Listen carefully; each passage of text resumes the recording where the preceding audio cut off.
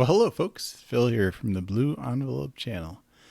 So recently I was watching this little documentary on YouTube by Vice on lobbyists for hire. And basically what it was talking about was there's these small organizations, or maybe there's a group working on a kind of a short-term project, and they can essentially sort of hire a Washington lobbyist by the hour. And these folks know the ropes in Washington, D.C., and they can really help those organizers get their message in front of the senators and Congress people who should hear it. And that sort of got me thinking, I wonder if Jehovah's Witnesses ever use lobbyists in Washington, D.C. Now, if you are a witness or you ever were one, just posing that question itself may sound kind of bizarre. And that's because one of the fundamental tenets or doctrines of Jehovah's Witnesses is that you are politically neutral. So, for example, members of a religion like, say, the Church of Jesus Christ of Latter-day Saints, better known as the Mormons, they're allowed to, and in fact are encouraged to be very active politically. Probably a good example is LDS member Mitt Romney, who has been governor of Massachusetts, is currently a U.S. senator, and in fact was the Republican presidential candidate in the 2012 election against Barack Obama. Now, in stark contrast to that, none of Jehovah's Witnesses vote in any elections, and none are allowed to hold any sort of political office. Now, I will say that said, not voting and not holding office doesn't necessarily equal no involvement whatsoever in politics. After all, if you look at the 2020 presidential election, there were 97 million Americans who were eligible to vote and chose not to. That's about 38% of eligible voters did not vote in that election. Now, there's about 1 million Jehovah's Witnesses in the country, in the U.S. So what can we say about the other 96 million voters there? Well, I think it's doubtful they all considered themselves politically neutral and had no opinion about the election. They just, for one reason or another, didn't cast a vote in that election. So I'm not super going to cover that question of are Jehovah's Witnesses politically neutral, not because it's not a good question, it is, but really because there's been two good videos in recent months that have pretty much answered that question. The first one is a video by Ben Ford on his YouTube channel. And in this video, he kind of makes the case that Jehovah's Witnesses as an overall organization are not neutral, and in fact that pretty much every current witness can attest to that, because back around 2017, every witness was mobilized by Watchtower headquarters to write letters to Russian President Vladimir Putin.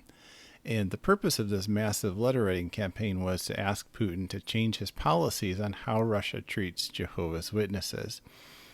And I think we can safely say that contacting elected officials to try and sway their decisions is really the basic definition of political involvement. In his video, Ben makes an interesting point, which is that the way in which witness members are allowed to participate in the political process is really the saddest form. Why is that? Well, individual witnesses are forbidden to protest, to lobby, to get involved in any way politically in order to improve issues that affect them on a personal level, say issues of personal freedom or civil rights. Witnesses are only allowed to involve themselves in the political process for issues basically pre-approved by the governing body of Jehovah's Witnesses, and those are inevitably only issues which affect the religion as a whole in its ability to grow numerically, issues of restrictions that would affect the preaching work. Now, while we can certainly describe Jehovah's Witnesses as a religion, from another perspective, we could also describe them as a multi-billion-dollar international corporation. And as Ben explains, getting involved politically only when it would benefit a faceless corporation is in many ways the most depressing form of political involvement. Now, the second video I want to highlight was created by Jake over on the Alt-Worldly YouTube channel titled Political Neutrality and Jehovah's Witnesses. And that video takes kind of a broader overview of the many issues Jehovah's Witnesses choose to abstain from taking sides on. And he points out that often choosing not to take sides about an issue is itself taking a side.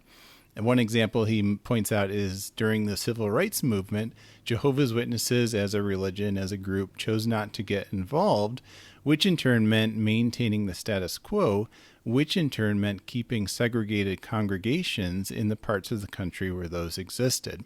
Their decision to not integrate until the very last second, when they were legally mandated to by federal law, became a clear choice on a political issue.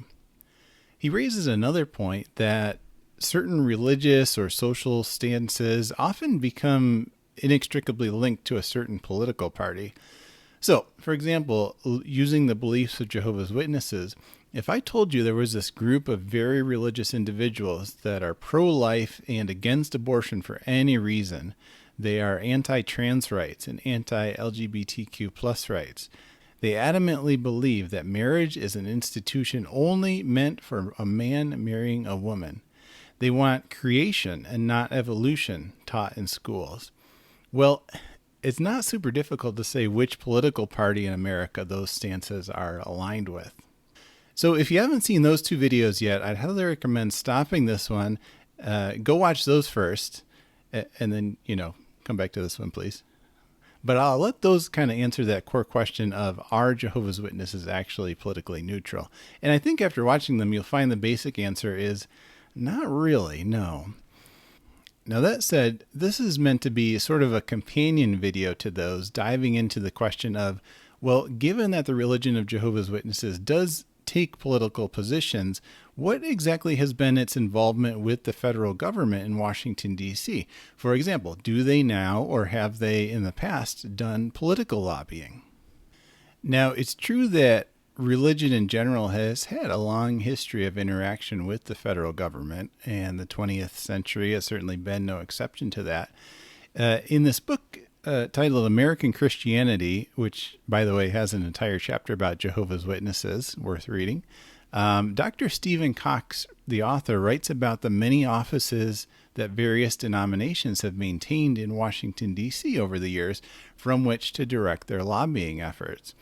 These include the Methodist Building, situated across from the Capitol, the National Lutheran Council offices in D.C., and the 10-story building on Massachusetts Avenue belonging to the National Catholic Welfare Conference. Now, is it appropriate to call all of those groups lobbyists? Well, Cox writes, church officials were aware that lobbying was a bad word and tried to get away from it. Around 1950, the secretary of the Washington office of the Division of Public Relations of the National Lutheran Council told an interviewer that, in accordance with the traditional position of the Lutheran Church, he was not what you would call a lobbyist. Still, he said, it was the church's responsibility to participate in the shaping of public sentiment, which meant that it had a responsibility to operate a political public relations office, or lobby. By the way, Dr. Cox, the author here, has also written a very interesting essay for a magazine talking about how the evolution of the religion of Jehovah's Witnesses in the 20th century really matches the evolution of corporate America over the decades. It's reprinted on the JW Facts website, so check it out. Now, as I'm sure most of you know, I grew up as one of Jehovah's Witnesses, and so the question of what witnesses in particular have done in D.C. really kind of intrigues me.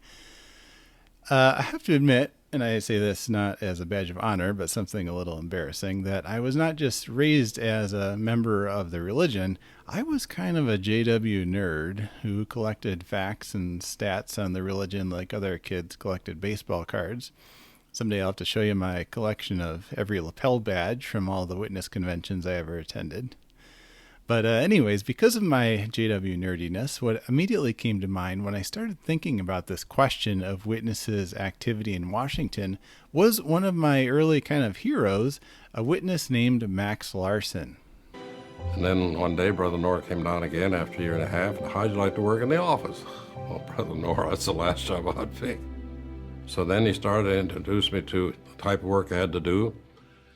And then one night, everybody gone home. It's an open office. His desk about 15 feet from mine. And he said, I just got a call. Pappy just went home. I got a call from San Diego. Pappy was Rutherford had died. He didn't say any more for a minute or two, then produces, well, he says, Max, I'll have to stay over at 124 and take care of the world. You take the factory. Now, after his baptism in 1938, at 23 years old, Max Larson had a rather meteoric rise through the ranks of Jehovah's Witnesses. In 1940, he was tapped to be the personal assistant of factory overseer and Watchtower Society vice president Nathan Knorr. And then when Knorr became president of the society in 1942, after Rutherford died, his predecessor, he took Max right along with him, slotting him into Knorr's old job of factory overseer, when Max was just 26 years old. A few years later, in 1949, Knorr also put Max in charge of all society construction and property acquisition. In 1977, Max became vice president of the Watchtower Society's New York Corporation, and in 2001 became its president, remaining in that position until his death in 2011. So as a fan of Witnesses in general and headquarters life in particular, I was pretty into Max Larson back in the day. A highlight of my young life was actually getting to shake the man's hand at an assembly he was giving a talk at one year. So anyways, in 1989, Max's autobiography was released in the very magazine he helped publish. I was about 11 years old when that came out, and believe me, I carefully read every line of that article. And one thing I definitely remember is that Max wrote about going to meet with officials in Washington, D.C. It's a fairly short passage. I'll just go ahead and read it here. During World War II, Max writes, there was a great shortage of raw materials that we needed to carry on our publishing work. Therefore, I made several trips a year to Washington, D.C., to meet with war production boards and with Senate committees. I appealed to them for paper and other supplies, and Jehovah greatly blessed these efforts. On one occasion, I made my presentation by displaying various pages from prominent newspapers that advertised non-essential items. Pointing to one full-page advertisement for a fur coat in the principal New York paper, I said, "The amount of paper used for this ad in one Sunday's edition is equal to the total extra tonnage that we are requesting for the entire year." "You have made your point well," one senator replied. "As a result of Jehovah's blessing on these trips, we never had to stop our presses during the war because of running out of paper or other supplies." So, reading that, from a young age I understood that being politically neutral didn't necessarily mean never interacting with politicians and trying to persuade them to your point of view. The Merriam-Webster definition of lobbying is to conduct activities aimed at influencing public officials and especially members of a legislative body on legislation. So I think we could stop this video right here and say, yes, Jehovah's Witnesses have done lobbying in Washington, D.C., as attested to by Max Larson's own writing in the Watchtower that he was meeting with U.S. senators several times a year during World War II. But I got curious. Would it be possible to go further? Was there perhaps one of Jehovah's Witnesses who actually was stationed in D.C. and whom the Watchtower Society employed as its chief liaison to meet with Washington politicians and promote the interests of Jehovah's Witnesses, as so many other denominations did for their own faiths? Enter Anton Koerber. Now, just as a little background, Anton Koerber lived from 1892 until 1967. In 1913, at age 21, he converted to the Bible Students movement, as Jehovah's Witnesses were then known. He considered himself to be an anointed Christian, as basically all Bible students from that time period did. Although he's rarely mentioned nowadays, Koerber was one of the most influential, not to mention wealthiest, witnesses of his day. And fortunately for us, there is a fair amount written about him in the earlier decades of Watchtower literature. Most notably, his life story or biography was published after his death in the May 15, 1968 Watchtower. Now, without even reading any of it, there's several interesting points to note about this. First of all, this life story is a biography, not an autobiography. The byline is simply, as told by his friends. Now, if you're familiar with Watchtower literature, it's virtually unheard of for a life story not to be autobiographical. My take personally is probably so as to avoid the appearance of giving undue honor to any individual human.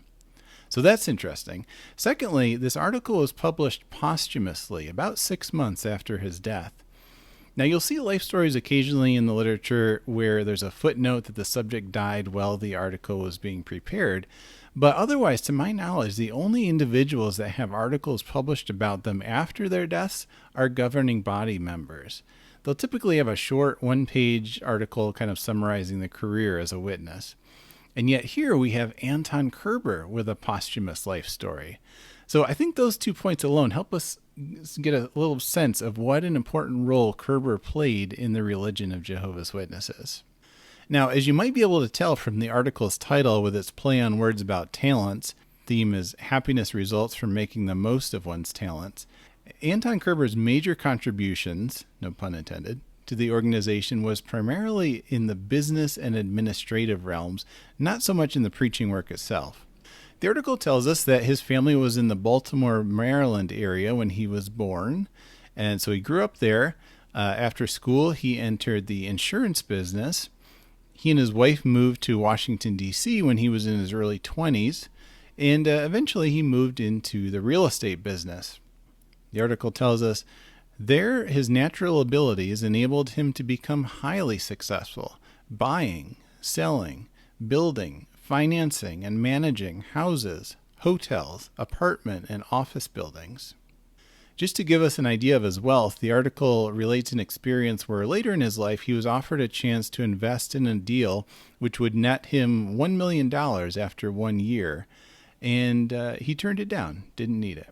He was involved in helping the organization buy property for itself. He helped the society purchase its Kingdom Farm property in Ithaca, New York, as well as its Canadian branch office property in Toronto, Ontario.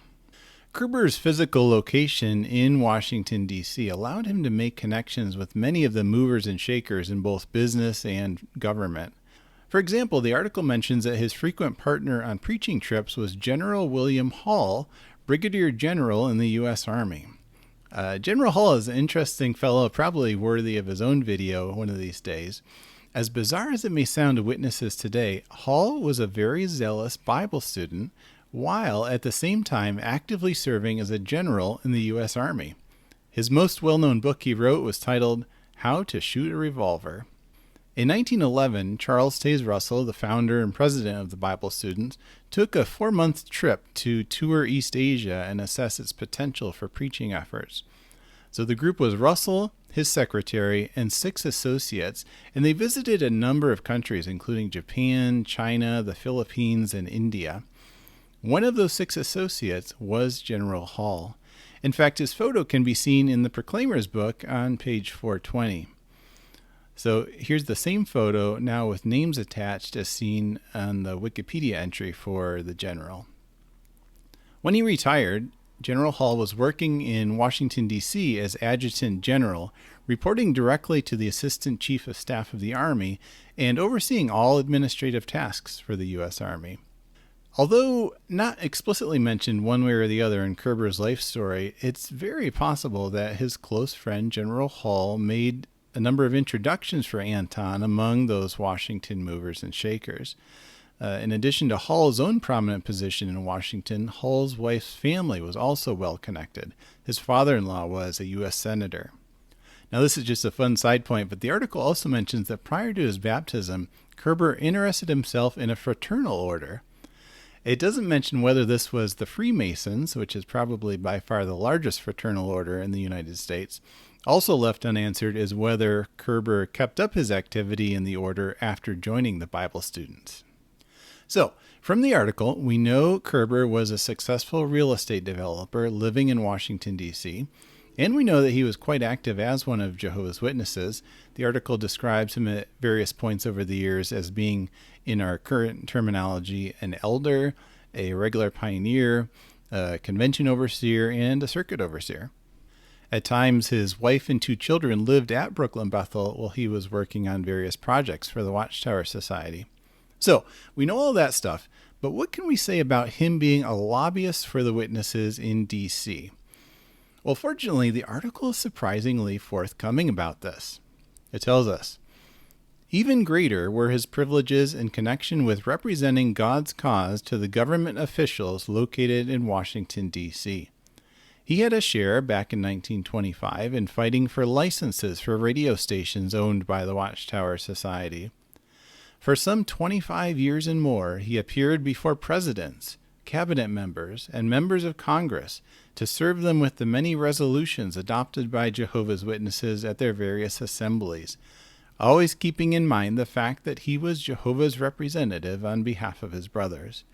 He was heard saying that he never went before these men without first praying to Jehovah for direction and strength to do and to say what was pleasing to him. When one was accompanying him on his missions, it was a pleasure to see the way he was greeted by many persons in the corridors on the way to a particular office. It was evident that he was widely known and respected as a representative of Jehovah's Witnesses. The officials themselves were generally kind and cooperative as he sought assistance for those witnesses of Jehovah preaching God's kingdom in the face of strong opposition. Yes, as it tells us, for more than 25 years, Anton Koerber represented the interests of the religion of Jehovah's Witnesses in Washington, D.C.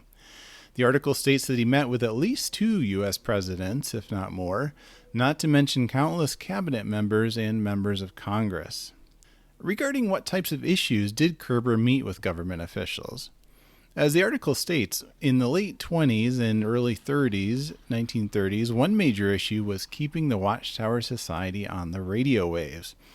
As President Rutherford's speeches gradually became more bombastic and inflammatory, radio stations refused to run his programming, and so the society began buying their own radio stations to get their message out.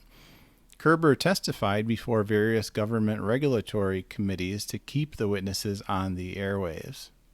As one example, in the November 21st, 1934 Golden Age magazine, the forerunner to the Awake magazine, we find reprinted the complete testimony of Rutherford before the newly formed FCC, the Federal Communications Commission. Within Rutherford's address is contained references to Koerber's own testimony before the FCC. We note the line here, reference is also made to the testimony of Anton Koerber appearing in record of the hearing on H.R. 8301, beginning at page 299. Now, along with direct testimony like this, witnesses also employed creating petitions with sometimes tens of thousands of signatures to try and persuade FCC officials. Anton Koerber was the point man for these efforts. It was to him that the petitions were sent, and he in turn would collate them and then get them to the appropriate government officials. So here's an example in the February 14th, 1934 Golden Age. It describes Koerber as the Washington representative of the Watchtower Bible and Tract Society, and it explains how Koerber contacted each senator and member of Congress about the petitions. It tells us, letters of transmittal from their own districts were not in all instances provided, and so to make sure that every senator and representative would see and grasp the full import of the protest and petition placed in his hands, Anton Koerber, Washington representative of the Watchtower Bible and Tract Society, under date of January 25th, 1934, sent each of them the following letter. And then it goes on to print the letter. In the February 28th, 1934 Golden Age, on page 323, we find reprinted a letter from Congressman J.H. Sinclair responding to Anton Koerber about the petitions. The December 1934 Bulletin, which is the monthly newsletters that Jehovah's Witnesses use in their midweek meetings, has a short article explaining that all petitions should be sent to Anton Koerber, and it gives the address 1603 Massachusetts Avenue Northwest in Washington, D.C. It's unclear if those were offices that the Watchtower Society maintained in D.C., or perhaps they were Koerber's own offices, or maybe even his home address. Not sure on that one. The building no longer exists today, but it was only about 6 blocks from the White House and located near many of the embassy compounds. Now, besides fighting for radio rights, another time we find Koerber in the literature was when Rutherford gave a radio address in Washington in 1932. This would have been during the Great Depression, and it centered around a protest which came to be called the Bonus Army. The basic summary is that World War I veterans were to receive cash bonuses for their service, but the payout on those wasn't scheduled until 1945. So here in the middle of the Great Depression, the veterans really needed and wanted those bonuses right then. 17,000 veterans and their families, approximately 40,000 people total, began camping out right in downtown Washington until the federal government would pay out the bonuses. So this is another decision that would be a little hard to picture happening today, but Rutherford decided to go down to Washington and give a speech in the veterans encampment, really supporting the veterans' efforts. And this speech was also carried live over the radio. We know Rutherford frequently spoke on kind of anti-big business and anti-government themes, and he evidently felt this situation meshed well with his message. His theme was, "Can the American government endure?" Anton Koerber wrote an article in the July 20th, 1932 Golden Age describing how it went. He talks about working with the veterans to set up the radio equipment, and then how the veterans helped keep the police from interfering with the witnesses. It explains, headquarters were opened at 1603 Massachusetts Avenue Northwest, Washington, D.C., in the heart of the Embassy District, a proper place for the work at hand. Special courtesies were shown to the President of the United States, the members of his cabinet, United States senators, and representatives. Again, unclear if those headquarters were Anton Koerber's own home or offices, or if they were separate offices maintained by the Watchtower Society in D.C. He continues, Friday night the Lord had an organization functioning here in preparation to serve notice of Jehovah's message on June 26 to every government official and employee in the 10 governmental offices, as well as those in the Senate and House office buildings on Saturday morning. Exactly 300 of Jehovah's Witnesses went into action at 8:45 a.m., at which time the government employees and officials entered their offices. Arrangements were made in time so that every man would have a certain portion of a building to cover. He continues, might add that Ralph and I served the notice on 10 members of the cabinet early in the morning, so that by the time they reached their offices, the place was full of them. He goes on, a number were taken to the police station. Then all the officials began to call me up, both police and governmental. Of course, we just proceeded ahead by the Lord's grace, advising the authorities this is Jehovah's work and vital to the people's welfare. Finally, they gave up and let them all go who had been arrested. So we note, particularly in that last passage, Koerber was the contact person that the police and federal officials in Washington knew to call. It was during the same time period that Koerber was also visiting various court cases around the country where witnesses who were preaching had been arrested, and he would come and then testify for the Watchtower organization in these cases. Another thing he was doing was serving as convention chairman or overseer at various Watchtower conventions. In one convention report from the 1931 International Convention held in Columbus, Ohio, it describes him escorting the governor of Ohio, George White, onto the stage for the governor to give the convention's opening remarks. Another thing a little hard to picture happening these days at a convention. In 1935, we find Anton Koerber serving on his home turf of Washington as convention chairman down there. That same year, in 1935, Rutherford dispatched Koerber to Germany. His mission was to meet with government officials in both Germany and Russia to see if the organization's printing presses in Magdeburg, Germany could be moved into Russia, since the status of witnesses in Germany was deteriorating so rapidly. He was ultimately unable to persuade the German government to allow those printing presses to be moved. So all that was going on. However, after 1935, Anton Koerber completely disappears from the literature for about 17 years until around 1952. And that sort of raises a question. Here he's been mentioned basically every year for at least a decade straight. Why this sudden change?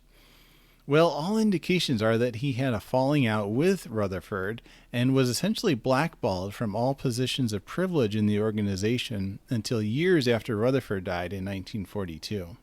His life story puts this situation very delicately. It tells us, his very positive personality at times caused misunderstandings with his brothers, resulting in his being on the sidelines, as it were, for a time. The Proclaimer's book offers a bit more detail on page 640.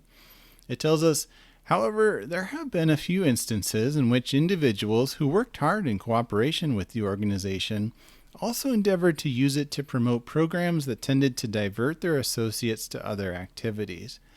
When reproved, this was a test to them, especially when they felt that their motives had been noble. It goes on, during the 1930s in the United States, a somewhat similar problem arose.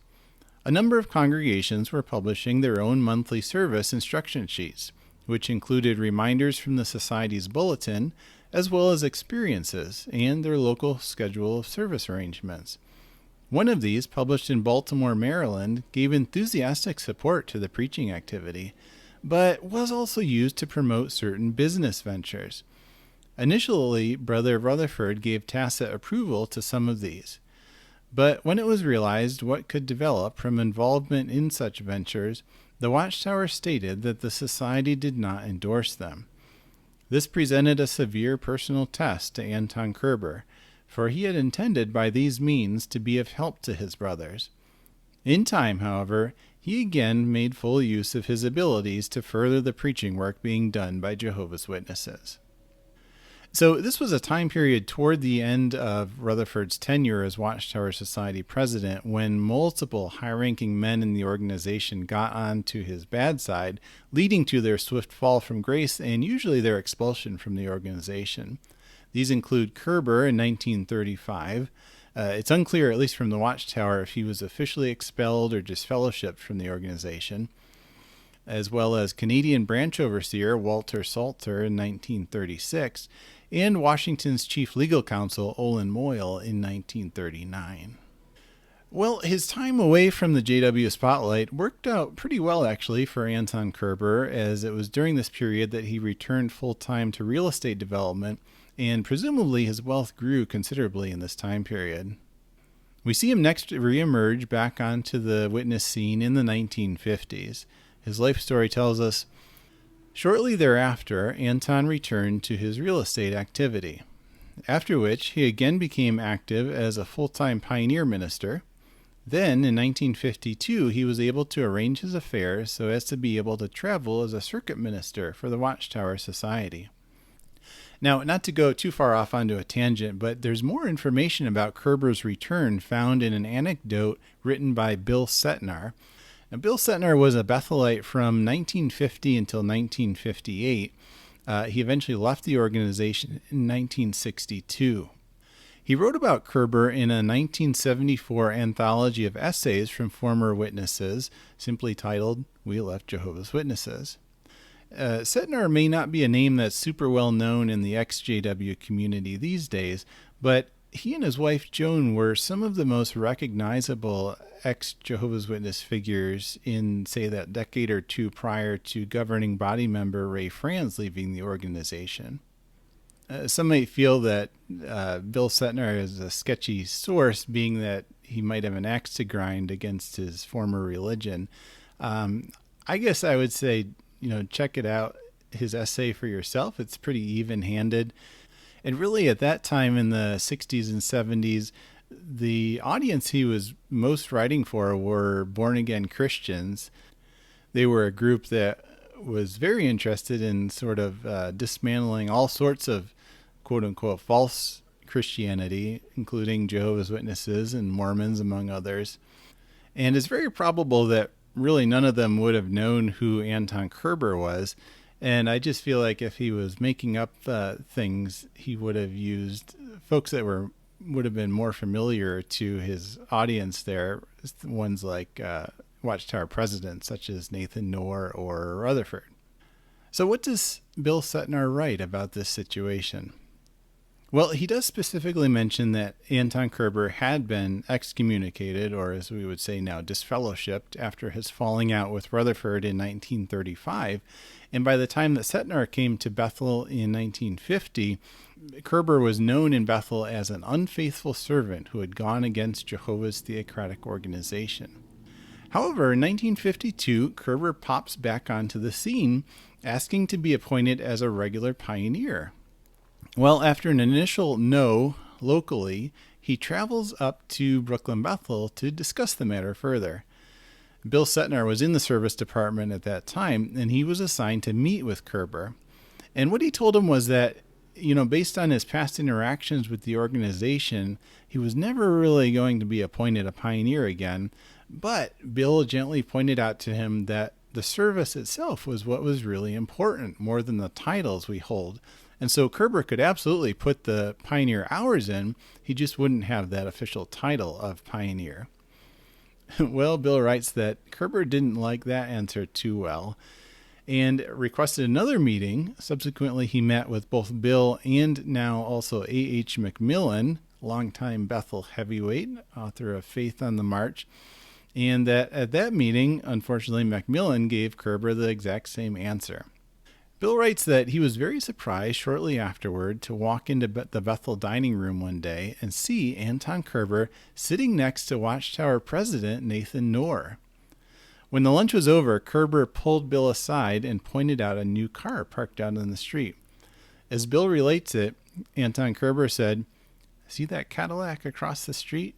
I gave that to Knorr, and he can have another one anytime he wants one." Well, that whole experience left a bit of a bad taste in Bill's mouth, especially as he saw that Koerber was made not just a regular pioneer like he wanted, but he was bumped up to circuit overseer within a year, and in fact in 1953 was convention overseer of the International Convention held at Yankee Stadium. This is a photo of Anton Koerber at a 1959 convention in the Philadelphia Inquirer. He's described as one of the officials of the assembly there. So anyways, that's some interesting backstory that Bill Setnar provides on Anton Koerber's reemergence into the organization. The 1968 life story, of course, mentions nothing specifically about a Cadillac being given to Nathan Knorr, but we do find several oblique references to Koerber spending money on influential witnesses. One passage says that Anton had the right view of secular work was apparent in a number of ways. One of these was the generosity he showed toward those who had served God's kingdom full-time over many years at such places as the Brooklyn Bethel. Another passage reads, "He traveled far and wide for the society, both at home and abroad, represented his brothers in court cases, and was extremely generous in a material way as well." And a final sentence, "At the same time he was blessed with no mean share of this world's goods, of which he made generous use." Now, as we saw earlier, other top Bethelites like Max Larson were handling lobbying efforts in Washington while Koerber was disgraced in the 1940s period. But once Koerber returned, he stepped right back into his role handling the D.C. lobbying for Jehovah's Witnesses. One big accomplishment is mentioned in the 1955 yearbook. After 10 years, in January 1953, the Watchtower Bible School of Gilead was finally officially recognized by the United States Office of Education in Washington, D.C., as offering higher education comparable to professional colleges and educational institutions. This has enabled the United States Department of Justice and its Immigration and Naturalization Service since January 15, 1953, together with the United States Department of State, functioning through its consuls in foreign countries, to grant foreign students of Jehovah's Witnesses visas to enter the United States to enroll at the Watchtower School under the non-immigrant student visa arrangement. In 1960, we find Anton Koerber visiting the Washington Embassy of the Dominican Republic. The 1972 yearbook describes how, as relations cooled between the Trujillo government of the Dominican Republic and the Catholic Church, restrictions eased for witnesses to preach there. It tells us, "This led the way for government hostilities against the church. One of the reprisals taken was the removal of the ban on Jehovah's Witnesses in the spring of 1960. Brother Anton Koerber checked with the Dominican Embassy in Washington and was told that now the work was free and the missionaries could again be sent in." In 1964, we find Koerber CC'd on a letter from the Portuguese embassy, which was reprinted in the Awake magazine. The situation was that a few months earlier, an Awake article had run titled, "Portugal Suppresses Freedom of Worship," which resulted in many letters of protest being sent to the Portuguese embassy in Washington. The embassy wrote Awake's editor and requested that their letter be printed in the magazine, and so it appeared in the August 22nd, 1964 issue on page 17. It's notable that while the letter is addressed to the editor of Awake, two other men were CC'd. Grant Suter, secretary-treasurer of the society, and Anton Koerber, described as the Washington representative of Watchtower. So that was 1964, and Anton Koerber died 3 years later in 1967 at age 75. Interestingly, it appears that refusing blood transfusions may have been a factor in his demise. The article describes multiple instances of his refusing to use blood transfusions to treat his anemia and hemorrhages that he was experiencing. The most recent reference to Koerber in Watchtower literature is the September 15, 1993 Watchtower. Page 30 describes him in this way. Anton Koerber was privileged to represent kingdom interests to government officials in Washington, D.C. So that was Anton Koerber's career handling the lobbying for Jehovah's Witnesses in Washington, D.C. Probably the next logical question would be, well, what happened with the lobbying activities in Washington after Koerber's death in 1967? Did they continue or did they stop? Well, as you might imagine, they did not stop. In 2010, Robert Hendricks, who is currently the head of public relations for Jehovah's Witnesses, published an essay in Liberty magazine titled Aliens for Their Faith. It discusses the harsh treatment witnesses in Eritrea have experienced over the years. Interestingly, Liberty is a magazine published by the Seventh-day Adventist Church since 1906. It is curious to find a witness writing for a Seventh-day Adventist journal, considering the strong admonition the organization has given against any sort of interfaith activity. But at any rate, in the article, Hendricks includes several citations from a person named Alan Galena, who he describes as a human rights specialist with the Jehovah's Witnesses. Galena talks about the efforts to meet with the Eritrean government. Galena says that the witnesses are still attempting to send a delegation to meet with President Afwerki or his key people. We almost always find that meeting with officials helps mitigate problems, he said, adding that any efforts made toward resolving these issues are done rather cautiously because we are concerned how this will affect our brothers and sisters. Well, we might wonder, was attempting to meet with the Eritrean government a kind of a special one-time exception to the officially neutral stand of the Watchtower organization? Well, let's take a look at Galena's LinkedIn profile. As we look at it, we find that he was a Bethelite for about 36 years.